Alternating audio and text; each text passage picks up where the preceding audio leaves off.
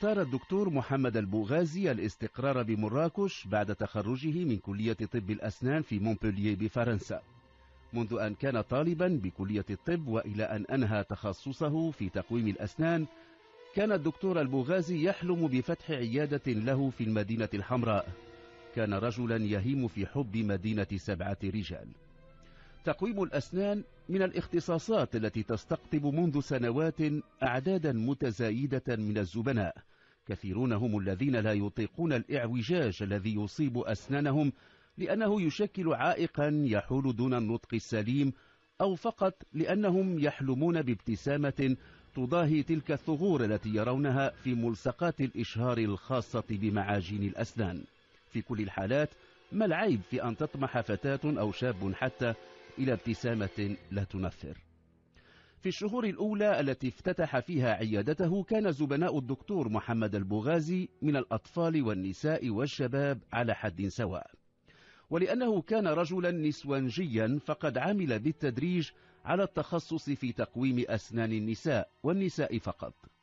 وبما أنه كطبيب لا يحق له أن يرفض علاج مريض ما، فإنه للتخلص من الزبناء الذكور والأطفال كان يعمد حين إعداد البيان التقديري للكلفة إلى المبالغة في الثمن، وكان ذلك كفيلا بتنفير الكثير من الزبناء.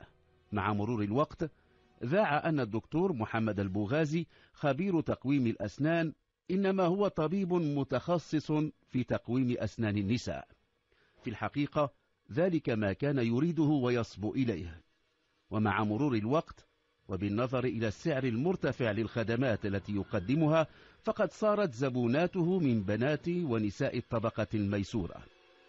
لم يكن أحد يشك في القدرات المهنية للدكتور البوغازي، فخريج كلية طب الأسنان في مونبلييه طبيب أسنان ماهر. في الواقع ساهمت وسامته في جذب النساء إليه. ذلك ما كان يقال عنه، وربما ذلك ما كان يردده هو أيضا في قرارة نفسه. فضلا عن ممارسته مهنته كطبيب، كان الدكتور البوغازي يتخذ من عيادته مكانا لاصطياد النساء، الجميلات فالأكثر جمالا، الشابات فالأكثر شبابا. الطبيب الذي لم يتزوج وهو الآن في مستهل العقد الرابع من عمره لم يكن يفرق بين عازبة أو متزوجة أو مطلقة، وكثيرات هن اللواتي وقعن في شباكه. لعل البعض منهن من العازبات خاصة كن تتقن إلى استمالة قلبه والانخراط في علاقة معه تنتهي في القفص الذهبي ربما، ولكن الرجل لم يكن يبقي على صلته بالواحدة منهن سوى لبضعة أشهر، في أغلب الحالات بضعة أسابيع. كان يدير ظهره للواحدة منهن بعد أن يقضي وتره منها. كثيرات هن أيضا اللواتي حاول إيقاعهن في حباله فاصطدم برفضهن. اللواتي هن من تلك الطينة كان يعجل بالتخلص منهن فيرفع بشكل خرافي الكلفة المتوقعة. أخطر مما سبق أن هذا الطبيب لم يتردد في مرات كثيرة في زيادة كمية المخدر الذي كان يستعمله إلى حد تنويم زبونة يكون قد اشتهاها. لما يأخذها الدواء المخدر وتنام عميقا يغتصبها. كان وهو يقترف جرائمه يأخذ كل الاحتياطات ويحرص على ألا يترك أثرا أو حجة. كان يستعمل العازل، ولما تستيقظ فريسته فإنها حتى لو ساورها شك في أنها قد تكون تعرضت لانتهاك حرمة جسدها، فإنها وهي تتحسس المكان لا تجد أثرا. ولأنه عدا الكاتب كان يعمل بمفرده في العيادة، فقد استطاع أن يعتدي جنسيا على زبونات كثيرات. في 25 من مارس من العام 10 و2000 جاءت إلى عيادة الدكتور محمد البوغازي سيدة متزوجة. كانت امرأة جميلة تريد تقويم اعوجاج بسيط بأسنانها. لما استقبلها طار عقله. لما اقتعدت كرسي التطبيب حقنها بمخدر موضعي، ولكنه بالغ في الجرعة. وما أن أحس بالمرأة الجميلة وقد أصابها الارتخاء حتى شرع في فتح أقفال ملابسها، ولكنها فجأته إذ قاومته بما بقي لديها من قوة.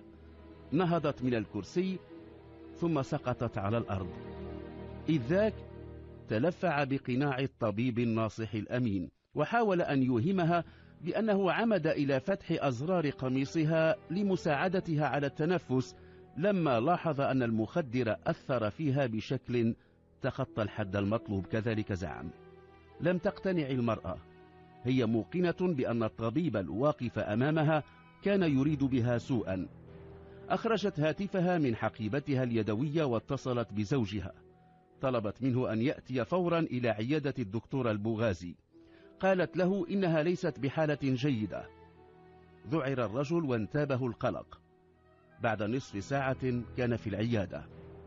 ما أن رآه الطبيب حتى بادره بالقول إن زوجته لم تتحمل جرعة الدواء المخدر، وإنها فقدت وعيها، وإنه قدم لها الإسعافات الأولية، وإنها ظنت أنه يريد بها سوءا. كان الطبيب بارعا في التمويه براعته في تقويم الأسنان. لم يكن يشعر بأن سلوكه هو بحاجة إلى علاج وتقويم. اقتنع زوج المرأة الجميلة بطرح الطبيب، وأخذ زوجته وعاد بها إلى المنزل. في 13 من ماي من العام 10 و2000 آخر النهار، حلت زبونة أخرى بعيادة الدكتور البوغازي. كان الجو حارا. كانت المرأة ترتدي ملابس صيفية خفيفة، تعاني من ألم رهيب ناتج عن تسوس في أحد أضراسها. كانت ملابسها الصيفية تكشف عن بعض مفاتنها. قال للكاتبة إن بإمكانها أن تنصرف. حقن المرأة بجرعة من الدواء المخدر. قام بتنويمها، ولما لم تعد في وعيها اغتصبها.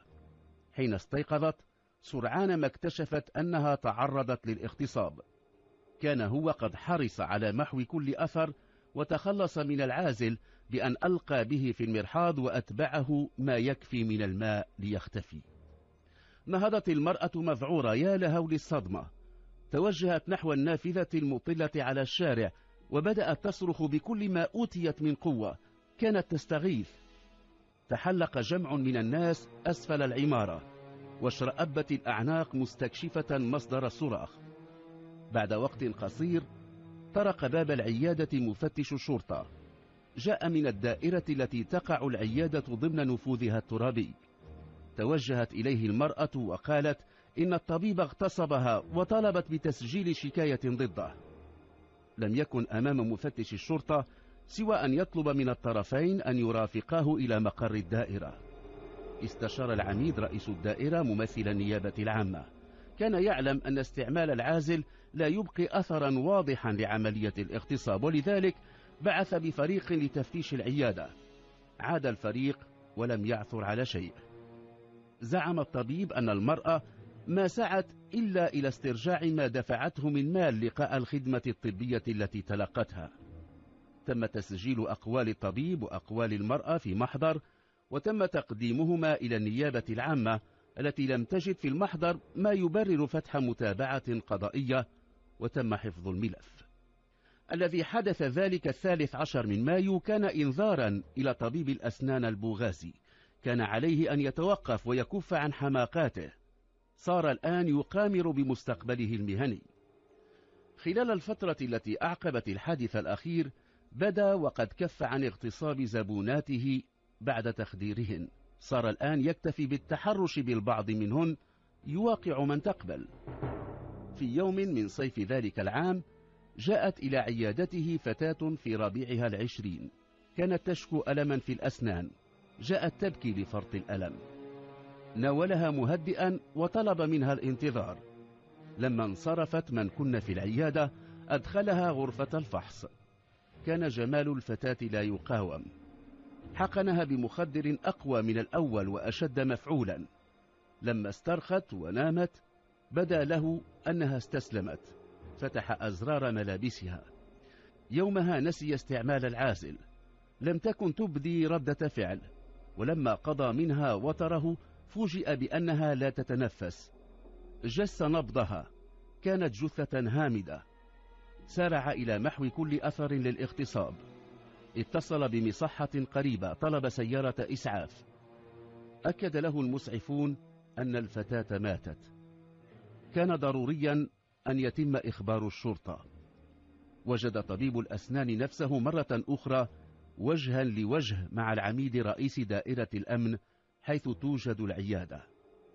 في المرة الماضية لم يكن العميد قد توصل إلى أن يثبت تورط الطبيب، بالرغم من أنه كان شبه موقن بأنه اعتدى على تلك المرأة. نقلت الجثة إلى مستودع الأموات. الفحص الأولي الذي أجراه عليها الطبيب الشرعي أظهر أن الشابة فارقت الحياة نتيجة جرعة مفرطة من الدواء المخدر. أظهرت الأوراق التي كانت تحملها في حقيبتها اليدوية أنها تعاني من مرض في القلب. في سياق التشريح أخضعت الضحية لكشط مهبلي أظهر وجود سائل منوي أخذت عينة منه، كما أخذت عينة من دم طبيب الأسنان وتم تحليلهما في مختبر الشرطة العلمية. كانت النيابة العامة قد أمرت بوضع الدكتور محمد البوغازي رهن الحراسة. بعد مرور 24 ساعة أكدت نتائج التحليلات المخبرية أن السائل المنوي الذي وجد أثره في مهبل الفتاة هو للطبيب. كان دليل إدانة كاف. لما أحضر الدكتور محمد البوغازي لإخضاعه لاستنطاق معمق، رأى العميد أن يتركه يجيب بما يريد، لم يكن يقاطعه. ولما أنهى أقواله قال له العميد: اسمع يا طبيب، عندي لك أخبار 4. الخبر الأول: قام الدليل على اغتصابك الضحية. الخبر الثاني: أنك ناولتها مادة سامة تؤدي عاجلا أم آجلا إلى الموت. الخبر الثالث: أنك ستتابع من أجل جناية مهدت الطريق لارتكاب جناية أخرى وعقوبتها الإعدام. أما الخبر الرابع وهذا هو الأهم، أن ضحيتك كانت حاملة لفيروس السيدا. صمت الطبيب وفجأة وقع على الأرض مغمى عليه.